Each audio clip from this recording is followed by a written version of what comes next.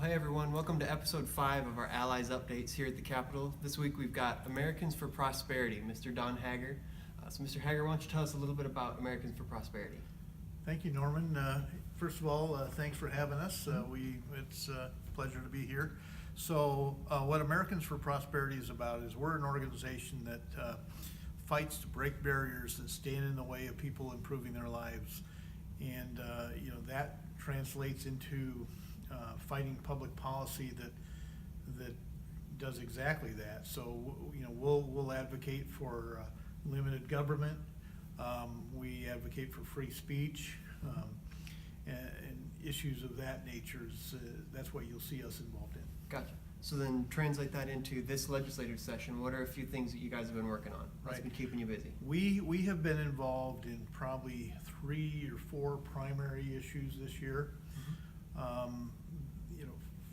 For example, occupational licensing is an issue that we think often is a barrier to people improving their lives, and so there was a bill that we got involved in that eventually became law. Another example is criminal justice reform. We think once people serve their time, that we should reduce barriers to help them get back into society. And so we've advocated for positions that kind of help to reduce those sorts of barriers. And so we've resisted some attempts to roll that sort of thing back. A third issue that's fairly visible, a high profile, that we've been involved in is the intellectual diversity bill.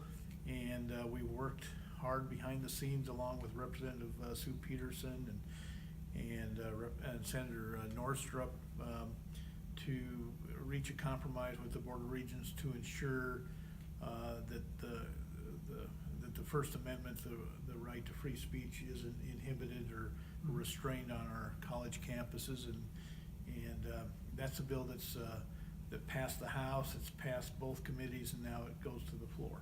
Gotcha. So we're optimistic about that. And then finally, the last issue that we're involved in this year involves the sales tax reduction.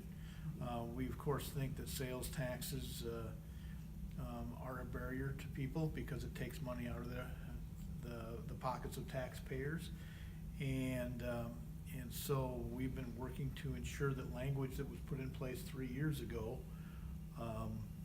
that would call for a step down of the rate over the course of a few years would be, I guess, reinforced. And so that language is progressing through the chambers, and it's probably going to go to some sort of a conference committee, but we're confident that we'll get a good result out of that as well. Cool. So then for our viewers that maybe don't spend a whole lot of time at the Capitol, what's something that you'd like them to know about what goes on here in their house? Is there something you'd like to say?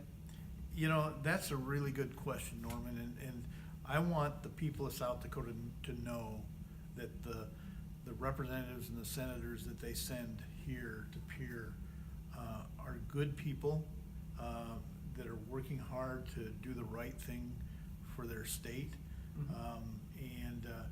We may not always agree on what the right policy is to pursue, but because you even have a diversity of views, that generally leads to an even better result at the end of the day, and so that's why we have, frankly, a government that is the envy of many other states throughout the country, because we balance our budget every year. We don't play games with that. Our pension funds are fully funded.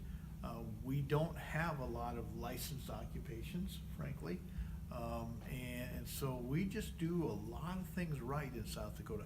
I wish we could do something about the weather, but other than that, life is pretty good here for most of the state. Cool. Well, thanks for that insight. Yeah.